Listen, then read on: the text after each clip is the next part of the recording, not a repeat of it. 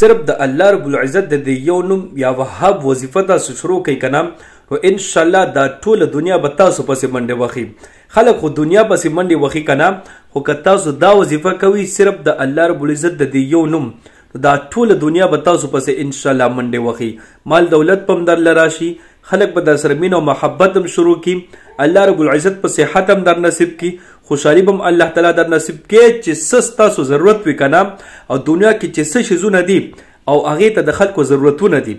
دا کټول به ان شاء الله تاسو ته ملو شي کچره تاسو د یا وهاب وظیفه په دې طریقې سره شروع کوم چې زه تاسو ته اوس درخم ټیک شو جی نو دا یا وهاب وظیفه ترتیب داسې دی کنه چې دا به تاسو د مازیګر مس نه پس سل پیرې وای چې مازیګر مس تاسو ختم کړئ بس سل پیرې دا تاسو وای یا وهاب یا وهاب یا وهاب نو ان شاء الله مال دولت صحت خوشحالی هر څه به الله تعالی در نصیب کی څه چې تاسو غواړئ دا کټول به ان شاء الله تاسو ته ملو شي ښه بعضې ملګري بیا دا تپوس کوي چې دا یا وهاب وظیفه مونږه مازدیګر مونځ نه پس سل پیرې وایو نو په یو ځای به ناست یو دا به وایو او که نه په روانه هم ویلی شو نو لازمي نه ده چې تاسو په یو ځای باندې ناستئ او دا وظیفه وکئ بهتره خو دا ده چې مازدیګر مونځ نه پس په خپل ځای باندې کښېنئ او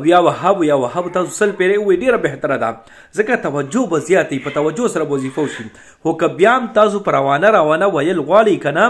بیا هم دا وظیفه صحیح ده په روانه هم تاسو ویلی شئ خو سل پیرې ورځ کې برابروئ نو انشاءالله هر څه به درته میلاویږي صحیح شوه نو امید دی چې انشاءالله په دې وظیفې باندې تاسو پوه شوي یئ که بیا هم پکې تاسو ته څه خبره څه تپوس یو ځای کې پوه شوي نه یئ کمنټ کې دغه سوال کولی شئ زه به انشاءالله کوشش وکړم چې تاسو ته جواب درکړم تاسو به فکر کوم خو په دې باندې په خپل هم ځان فکر کوئ او نورو مسلمانانو سره د ثواب په نیت باندې دا ویډیو تاسو ډېره شیر کړئ چې ټول مسلمانان دا وظیفه زده کړي دا شروع کړي او تاسو ته دعاګانې کوي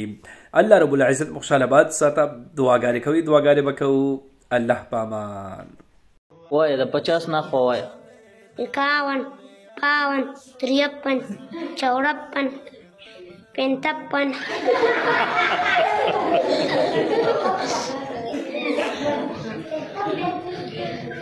55 55 56 57 58 69 59 60 61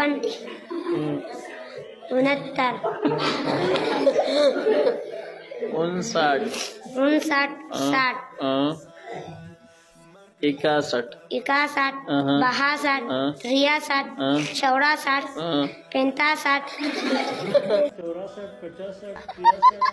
65 सही है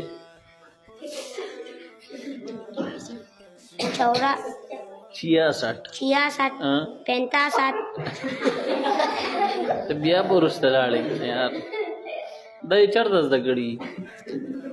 کوم سکول کې زده کړي کباړي سکول بچا وای کوم سکول کې کباړي